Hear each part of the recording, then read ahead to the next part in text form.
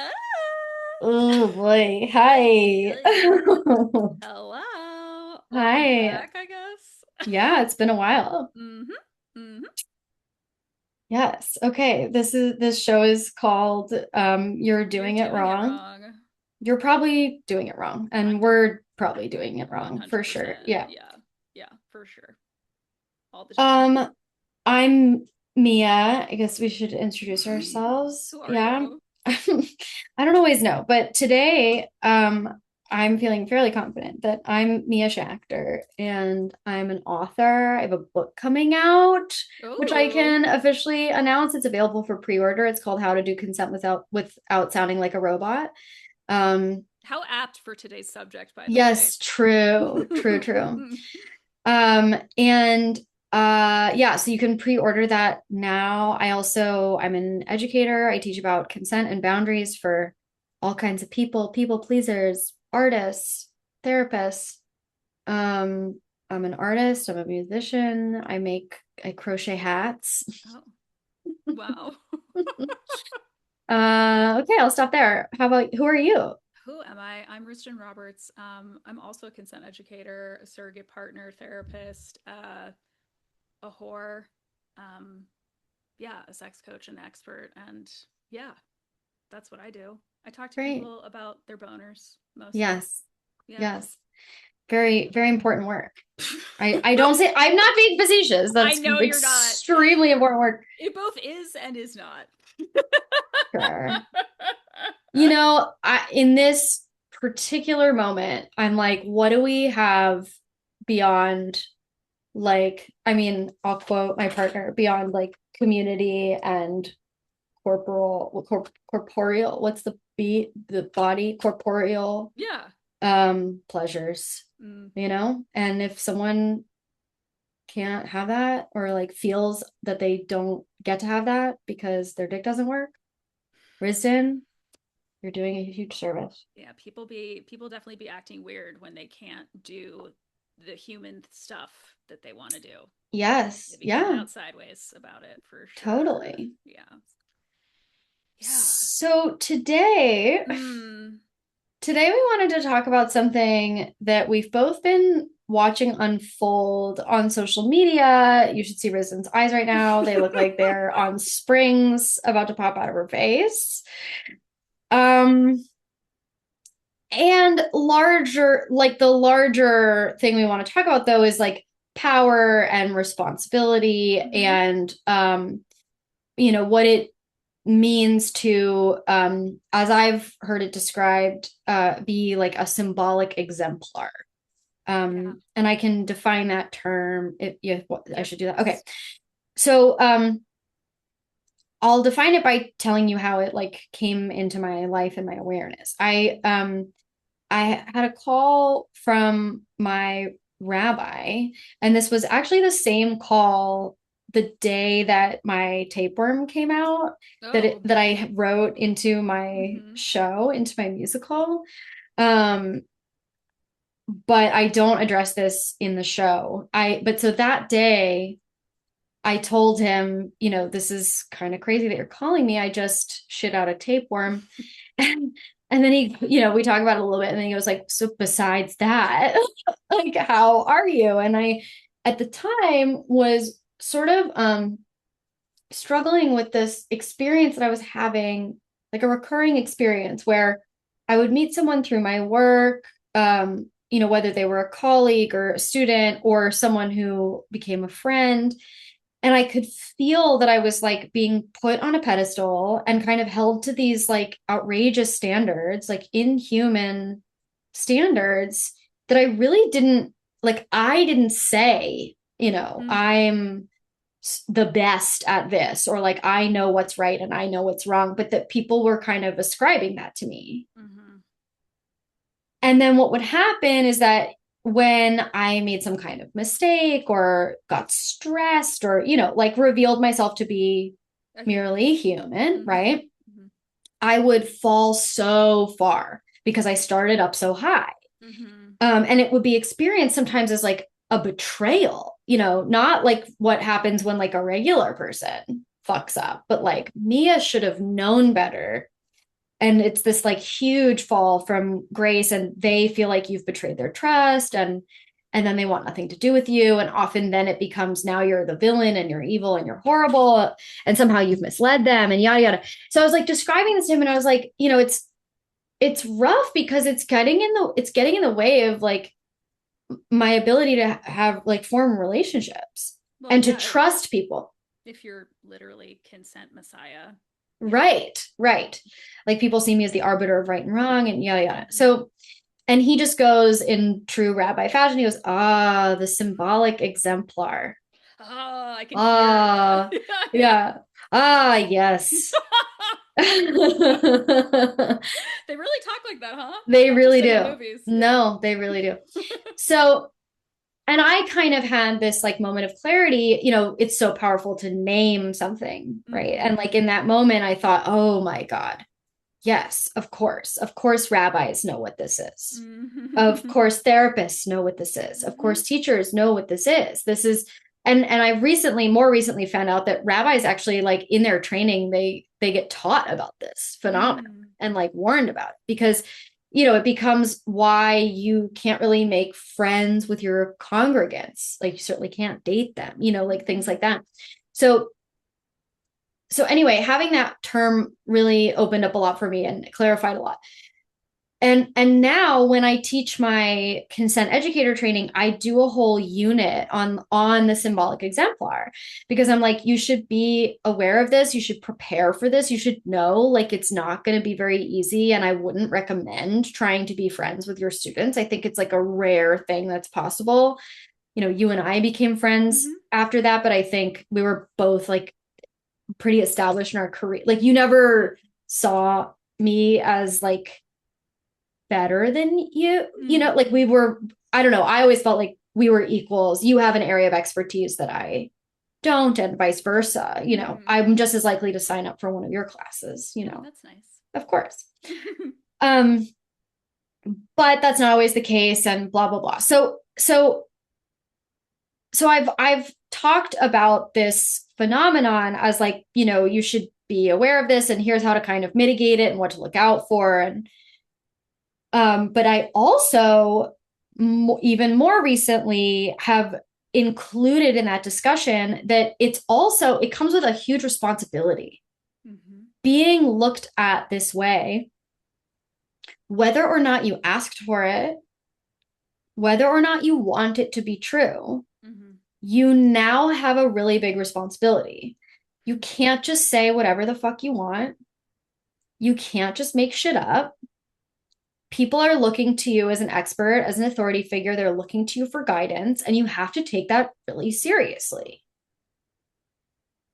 So that brings us to, I want to pause on that really quick because, of course, you got me thinking about. I'm going to take us a little of sideways course, please.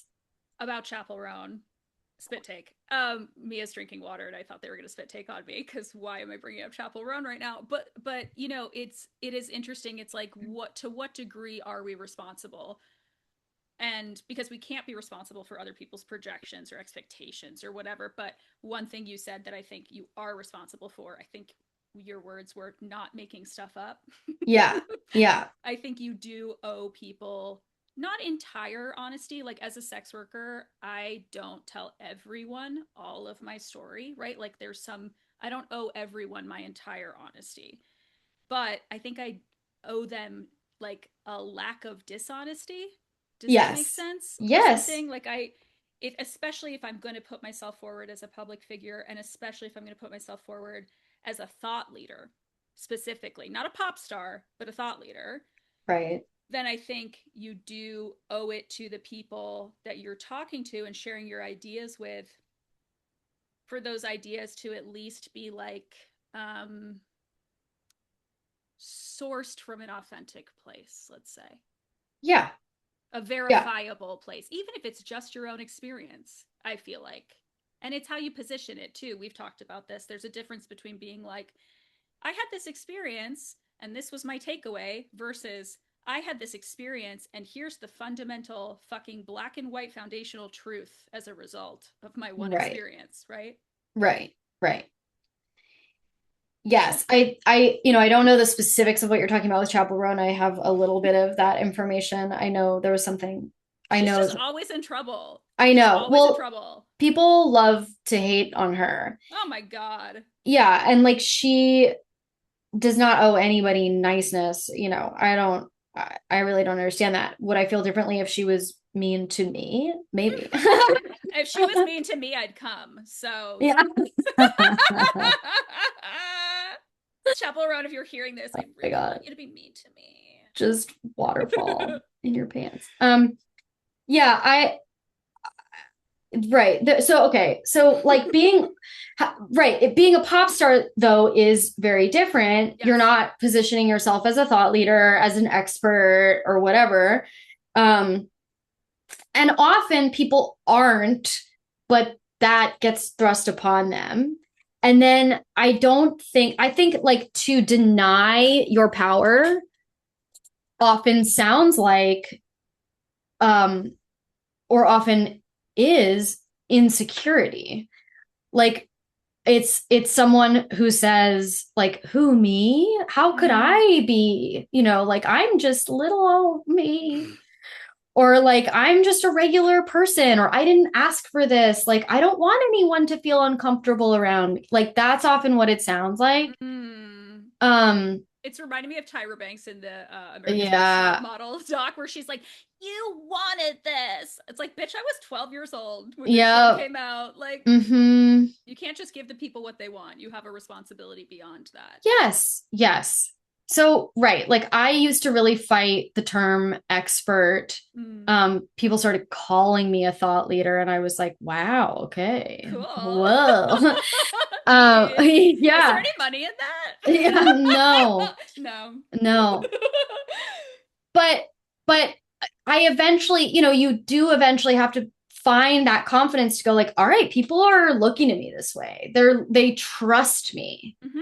And it doesn't matter that I'm not like I'm approaching this work a lot more from like a philosophy Hmm. standpoint, not as like a medical doctor or like a neuroscientist or Hmm. but I am still talking about these things in a really thought out way. And yeah, people are putting a lot of trust and faith in me.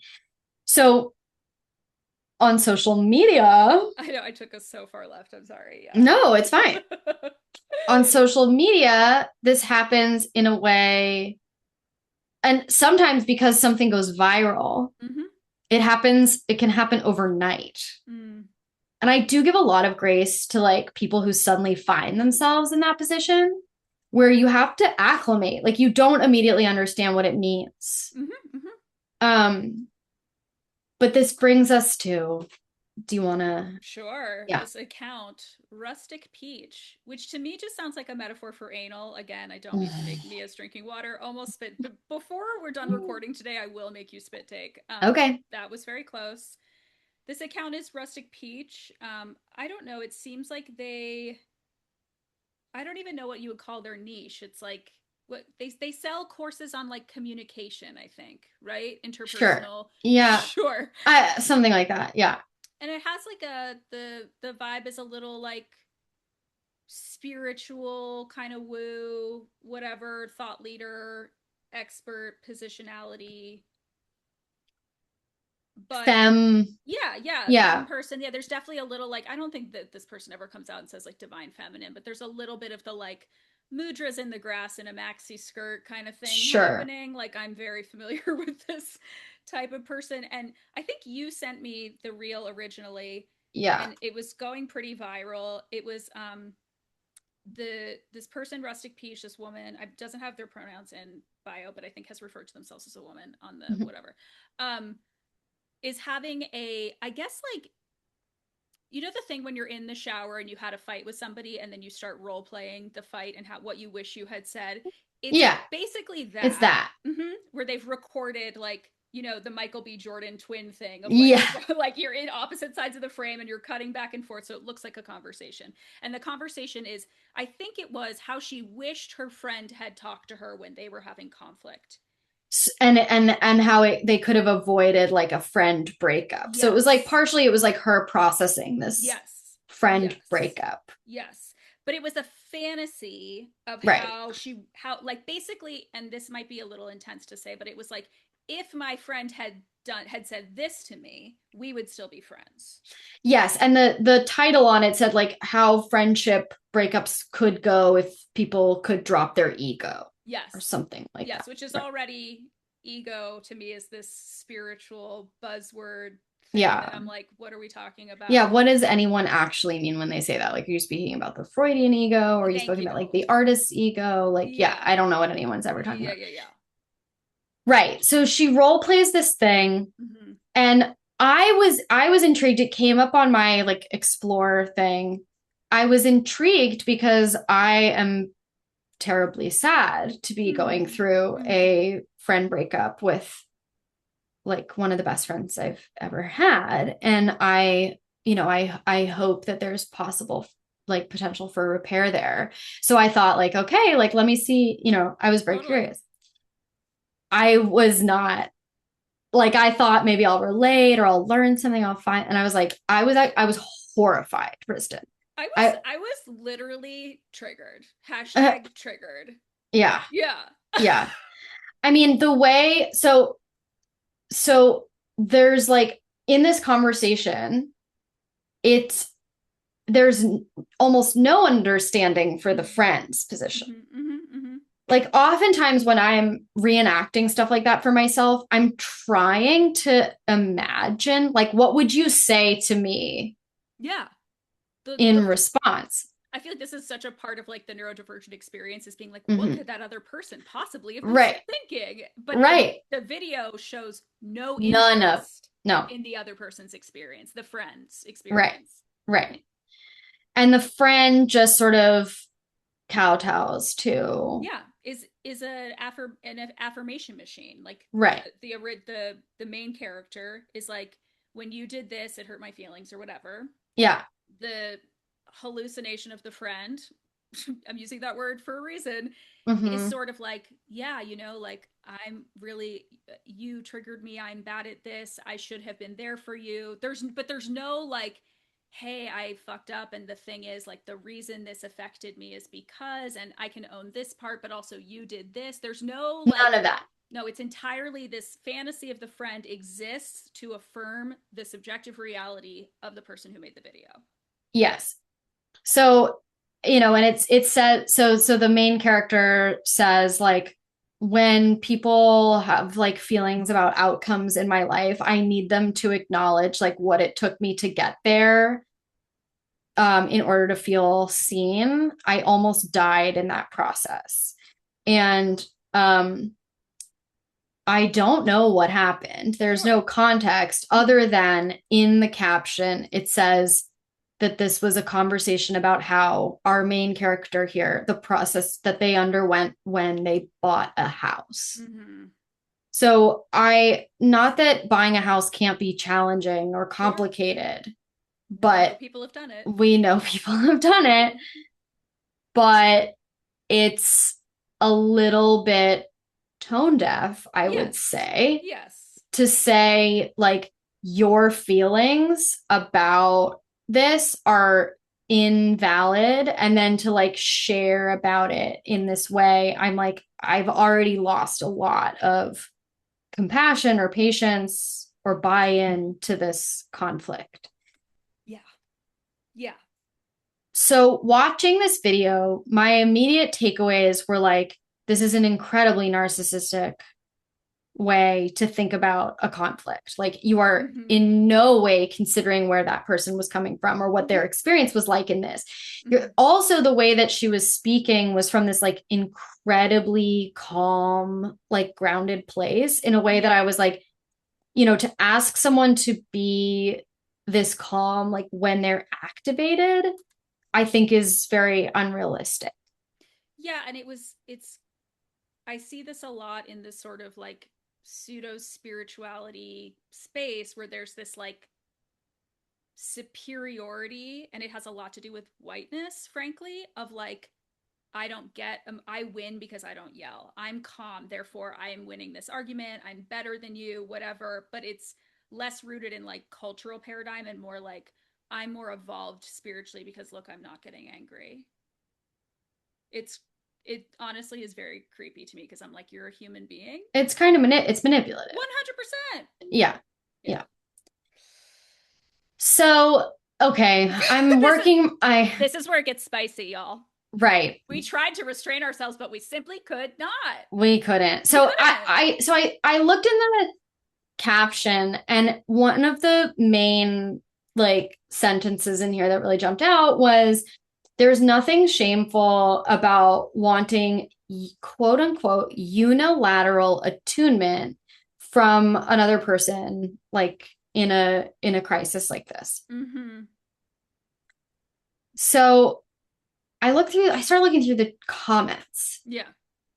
And mind you, like, I almost never do this because I just have a relationship with social media at this point where I'm like, this is not going to be good for me. I don't want to know. People are awful. Like, I just don't. You have really good social media boundaries that you have earned the hard way. Thank you. Yes. Yes. But for some reason, I just was like, what is going on here? Yeah. Like, what do people think of this? It was really sticky, like, because the whole thing was so odd that it was like you and me, and I sent it to another friend who's in the communication space. Yeah. And we were all like for days being like what is this? Yeah. Yeah. And boy, do we have the answer for you. Just you wait. Just you wait. It's a mystery, but we figured it out. Okay. So I'm looking through the comments, and like, it's just one after the next of people being like, oh my God, I wish I could have this from my friend, like fawning over this. Yeah, Risdon's doing a double blowjob. like fawning over this person being like, thank you for this. If only my friends could talk to me like this. And then so many people saying, unilateral attunement. Oh my gosh, this is what I've been looking for. That's such a great term. So on and so forth. And it's just positive comment after positive comment after positive comment. And I'm like, hang on a second. I'm horrified. My friend is horrified. Her friend is horrified. This person must be deleting negative comments because I can only imagine there have to have been people saying like, this is such narcissistic, self-involved gobbledygook of like Instagram only jargon. Right. Yeah. Are you suggesting, Mia, that somebody who has fantasies about conversations with their friends where their friends aren't people might also like adjust their reality for other people's benefit too? They might have like a weird relationship with reality in general. I suppose I am suggesting that, Risdon. Yeah. So yeah, I just want to say unilateral. I want to because you were like, is that like a psychology term? And what we came up with was it similar to what was the actual term? Okay. So I started doing my research. Yeah. So I'm like looking at this and I'm like, I've never heard this term, and I work in this field or like some nearby field. Sure. I've never heard of this. So I know what attunement is. It's, for anyone listening, it's like, I'm noticing that you look sad. And so I'm like asking you about how you seem sad right now, as opposed to like, Risdon's fine. I'm just going to continue with like, I'm taking in the information about your emotional experience and I'm adjusting to it. Yes. Or attuning to myself. So, oh, I have this pain in my chest. I'm not going to ignore that. I'm going to go like, oh, what am I stressing about right now? Right. It's turning towards yourself or the other and kind of like, if they're in a 5 and you're in a 1, you kind of maybe shift up to 4 so you can like be closer to them and let them know you hear them. Yeah. Right. And this is a thing that we learn about in attachment theory. It's a thing that like parents do for children, and it creates secure attachment, yada, yada. But I've never heard this term unilateral attunement. So I started looking it up, and Google's like AI summary that comes up, which I do still have turned on, is like has some definition for it. It's like unilateral attunement is like one-way empathy, basically, with no expectation of reciprocity. And it says it's most common between like parents and children, where they don't expect it in response. Children aren't capable at a certain age, right? And then it's also something that therapists are often supposed to offer their clients. It's maybe something that might occur between adult equals when someone is like in acute crisis at that moment. Yes. I want to specify in this video, like, if this conversation is a reenactment of the situation, like, it doesn't sound like this person was like actively in danger at that moment. It was like a processing of a crisis after the fact. Yes, agreed. Yeah. So then I'm like looking at the AI summary and I see the links that it's, amalgamating or whatever. And I click on it and I find some scientific studies that talk about the term unilateral co-regulation, which, yeah, similar, like that's where it's getting its definition from. So that would be like, I'm attuning to you, I'm empathizing with you, and I don't want anything in return. But again, it's very clear, even in these scientific studies, that this is like not between equals. This is parent, child, therapist, client. That's about it. So I continue digging and I really can't find anything. I look up like origins of this term. And what comes up, but the two links referenced for the origins of this term are a reel by someone I follow on Instagram who I do like a lot, but the term is not ever said, not in the caption and not in the video. And then the second video linked is this video that we're talking about right now. Right. So I'm like, you invented this term. So, okay. I have to say, this is called a hallucination, specifically in language learning model, where they like, you ask them something, you ask a chat or whatever, something, and it doesn't have the answer. So it will basically take things that are close to what you're saying, put them together and make up something new and then tell you that it exists when it does not. So this is a really good example of that. An unsubstantiated thing that like makes sense. Right. Yeah. So let's go back to the video, right? And I'm like, this person made up this term and look at how many hundreds of people are saying like, I'm going to use this term now tacitly or explicitly. Like they're now going, hundreds of people are now going to start using this terminology in their relationships, in their community, saying that this is not something I should feel ashamed to want. Unilateral achievement from a peer. From a peer. An adult. Absurd. So, I mean, maybe when you're like actively in child labor, okay? Yeah, you just ran out of a fire. Yes, right. I will give you, Mia, if you are in crisis and you call me, I'm going to drop my shit and be there for you. Right. Emotional triage. Yes, and you're not going to tell me what you need right now. No, but if you, yeah, exactly. But if you're calling me to be like, I closed on a house, I'm like, that's really great. Also, I got a fucking parking ticket 5 minutes later. Right. That's normal. Even if, let's say she literally meant that she almost died in that process, like, okay, but you didn't, and now we're here, we're talking, you're not actively in crisis right now. You're not actively in crisis right now. And for a friend to then say, I'm sorry, it's like hard for me to talk about this with you because I am feeling jealous or I'm feeling mixed feelings and, complicated feelings about the fact that you were able to buy a house when I'm not able to buy a house. Like that person is just telling you that they can't process this with you. Like, that's fine. Hot take, that's real friendship. Someone being like, I love you and I'm not the person for this. I can't actually hang with you on this subject. Yeah. Right. And that is what happened partially in my friendship breakup. And I would have loved that kind of reaction, instead of what I got, which felt very much like pushing me away and not kind. But anyway, all right. So I, in a moment of like, again, probably shouldn't have, and I know better, but I did it anyway. Now we have something to talk about on the podcast because right. Okay. So, and we're kind of running out of time here. So, so I was trying to give this person the benefit of the doubt. And I commented, I was like, hey, I'm trying to do my own research on this term. I haven't seen it anywhere. I work in an adjacent field. Like, this is a new term for me. And I'm looking it up and I'm seeing many scientific studies, but none of them mention this. I'm seeing unilateral co-regulation. I'm seeing this as like something that happens between a parent and a child, a therapist and client, but I'm not really seeing this like in friendship or even in partnership. Can you point me to like where you found the term? Bum, bum, bum. What does she say? I got it from ChatGPT. You what, bitch? You what? She said she told ChatGPT about her struggles.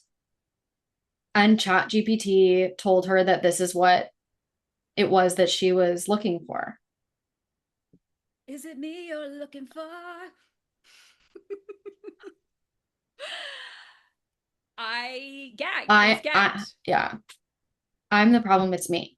It's yes. I can't believe you just quoted Taylor Swift. This is the best day of my life. And I quoted Lionel Richie, I believe. So yeah. we're no better than ChatGPT. We are also hallucinating.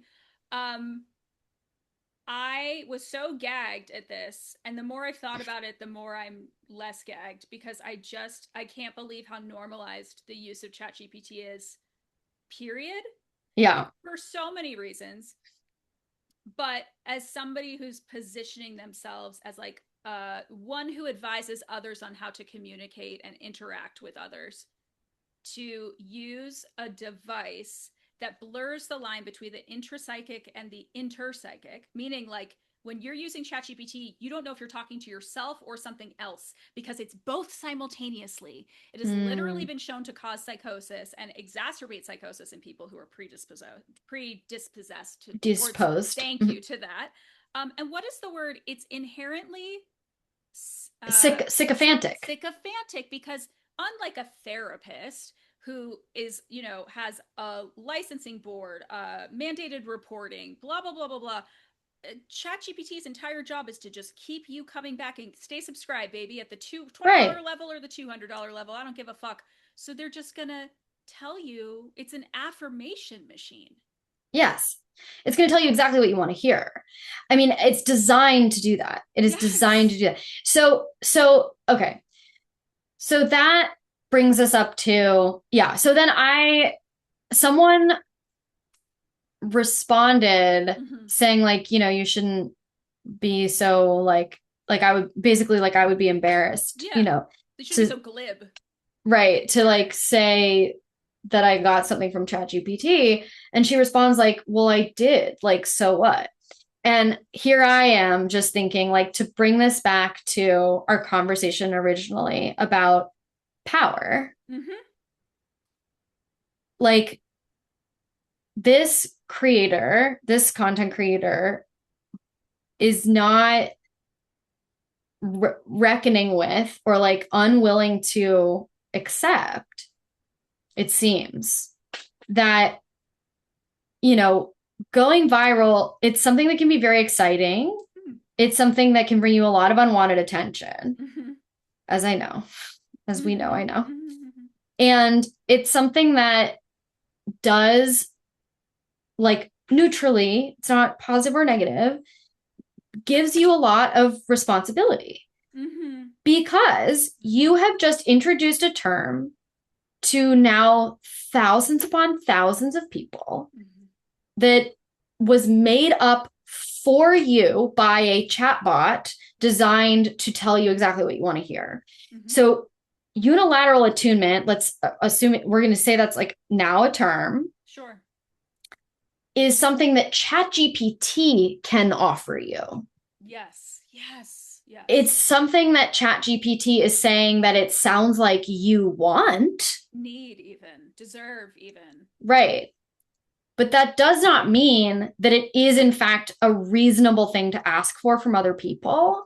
And now you have not only spread this fake term around, which I just hate the way that has like poisoned the waters of community builders. Like, it's just like now that's going to be a thing where people are like, I deserve unilateral attunement. Like, I swear to God, I guarantee you it has already shown up in some organizing meeting. I guarantee it. Yeah, the sexless dyke sex club. This right. Is like happening at the restorative meeting. Yeah. Yes. 100%. Yes. Yeah. So after the land acknowledgement. Yeah. Right. So, well, the land acknowledgement and the like physical self-description for no blind people who are actually at your meeting, but just God, so that you look like you did what you were supposed to do. The identity scroll that unfurls across. Right. And it took us an hour and a half of our 2-hour meeting to just say hello and who we are and what we're doing today. So, okay. So not only is this term now being like spread around, but she also now like so she's being looked at as like she's already established herself somewhat as like, this is what I do. I teach about conflict. I teach whatever. And now all these people are going to think that it's a reasonable thing to ask for, to want, that they shouldn't feel ashamed. Um yeah, so she's now like promoted, spread around this fake term and I've thought like, oh my God, this is like everything wrong with the internet. Mm-hmm. And what was I gonna say? I don't remember any. Well, what I want to say is it's just I don't know. It's very is it Ouroboros, the snake eating its tail? Yeah, It's like people who have a difficult time with other people because other people are complicated, mysterious, and challenging, just in general, right? sure. So maybe you're a person who finds other people social stuff especially challenging. So you're prone to isolation.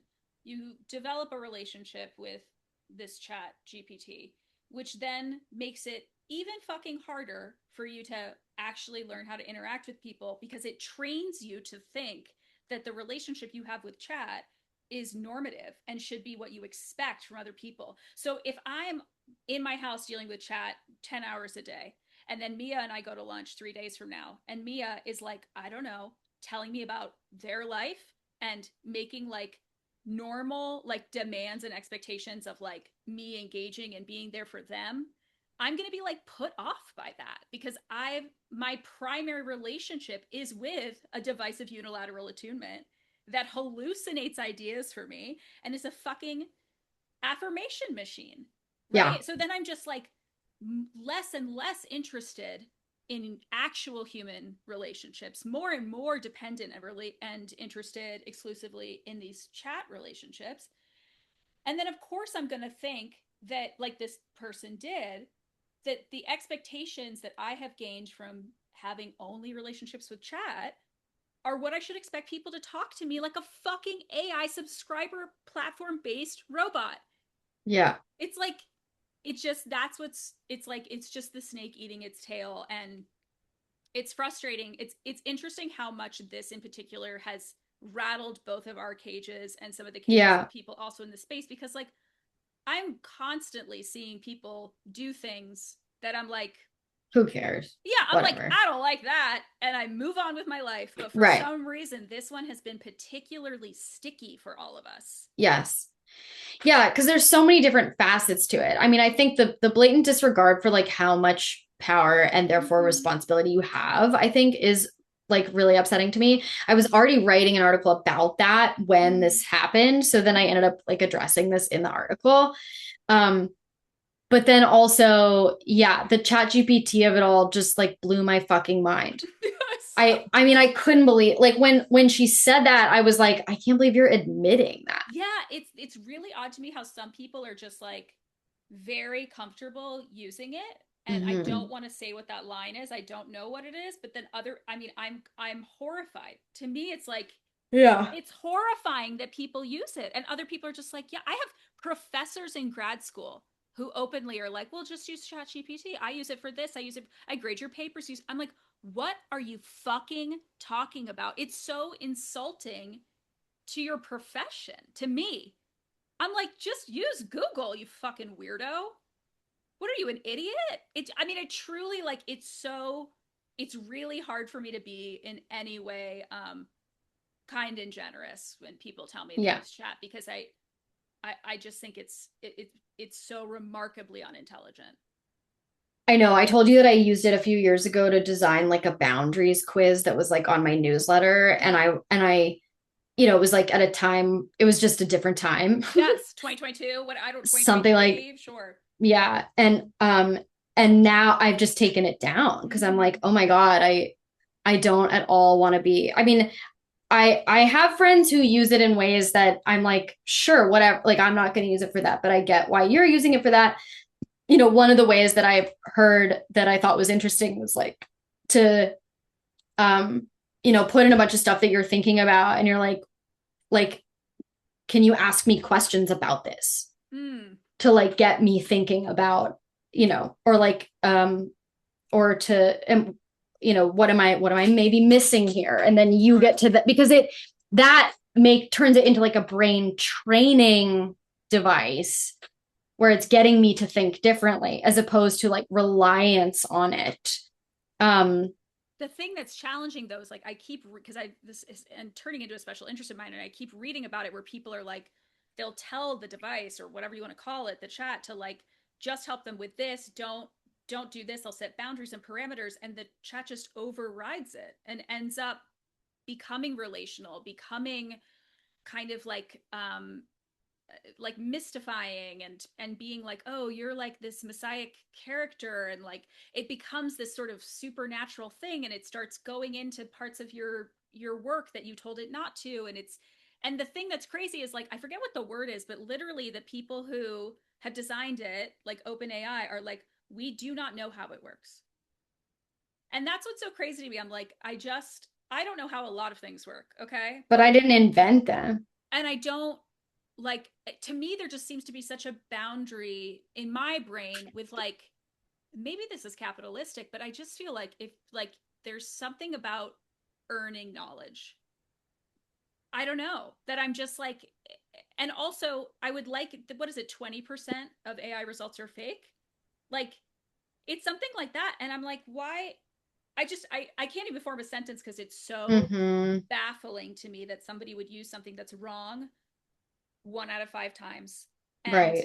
even in the field of academia, like a teacher in a graduate school program where they're Yeah. teaching us research, Right. being like, I'm going to use ChatGPT to make my life easier and faster. What are you talking about? I know. I mean, it really does it blows my mind too. And there's certain ways that like you just can't escape it because it's in so many things Like now. Google. Yeah, you have Yeah, to like put the Google, right. negative AI. Yeah. Mm-hmm. Right. And I haven't been doing that. I do have it on, but then I'm like looking at the links and I'm like, Yes. where did this come Yes. from? Right. Like yes, that's very handy, but then I'm like digging a little deeper and Yes. I'm not trying to justify my usage of it or not. But um okay, so then today, Risdon, I came across that study that I sent you that said ChatGPT is making people delusional. And this is like a scientific study Mm-hmm. that it is designed to be sycophantic. It's going to tell you Yes. exactly what you want to hear. It convinced some guy that he had discovered like a mathematical equation that was going to like save the world or Yeah, something. it's like it's giving a beautiful mind. Yeah. Right. Mm-hmm. And then, but it was wrong. And it like led him down a crazy path of like trying to, like it's just, it can derail people's lives. And and we know that using it as a therapy tool has led people to suicide. Yes, there's So, specifically no guardrails put in right. to, like, you can literally say to, there's people who have said, like, are you just affirming me and not giving me the right answer? They'll Right. be And like, they say, yeah, no. but they are. Like, they lie to you. Yeah. It lies to you. Yeah. Yeah, and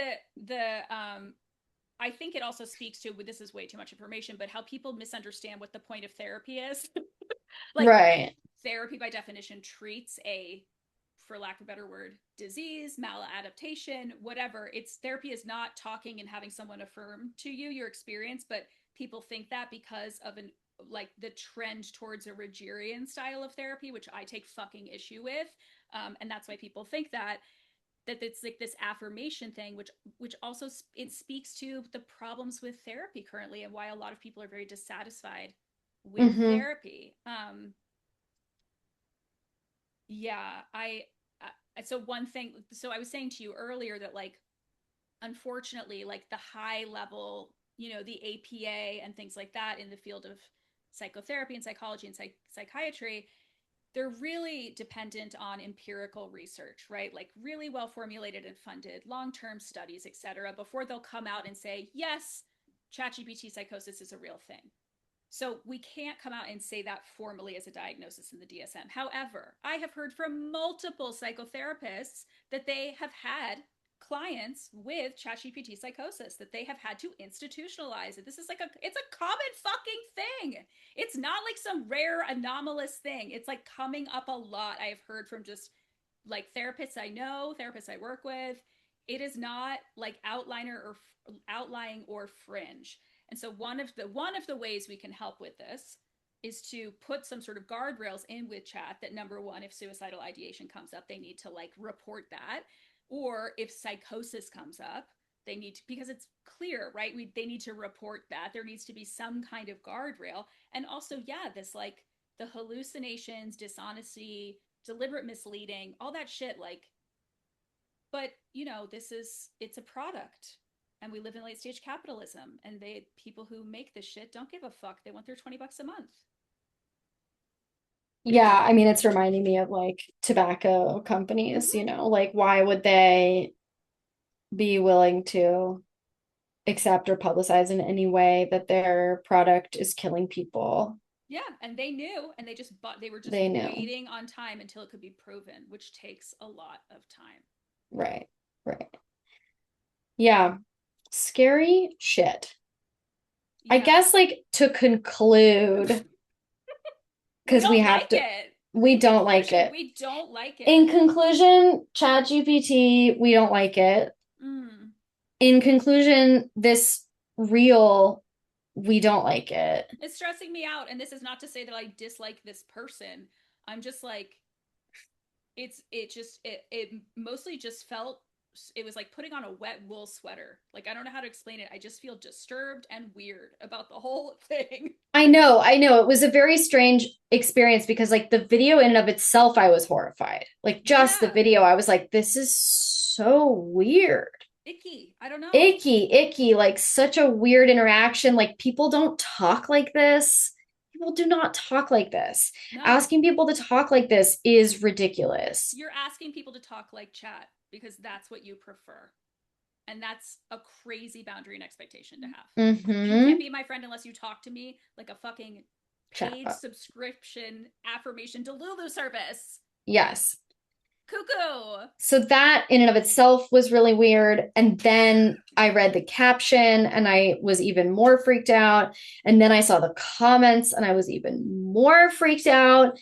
And then I found out, and then I started looking into it and I was even more horrified. And then I started talking to you about it. And then I found out it was all from ChatGPT. And I just was like, oh my God, like there is a way bigger story here than just this person's friend breakup. And her account is going viral. I mean, she's gone up like 1,000. I haven't checked in a while. I have tried to leave it behind. I've tried to move on with my life. Yeah, I guess the greater takeaway, what I have been saying about this, because I've been gagged walking around like a zombie, like like I just saw a car accident. Yeah. I've just been like, people need to vet their sources in the same way this person should be vetting their sources. We as consumers of media and talking head reels need to be like, who is this bitch and where is she getting her shit from?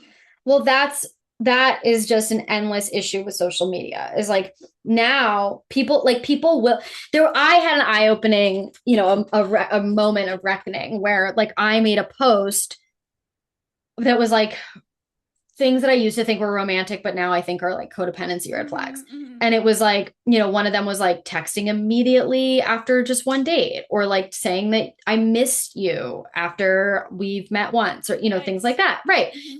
And these are things for me that I've started to go like, this makes me nervous. Yeah. Like this is a red flag for me. And someone in the comments, this was years ago, obviously, when I still had comments on, but someone in the comments was like, I didn't know this was true. Thank you. Right. And I went, oh no. Like true, capital T true. I'm speaking for myself.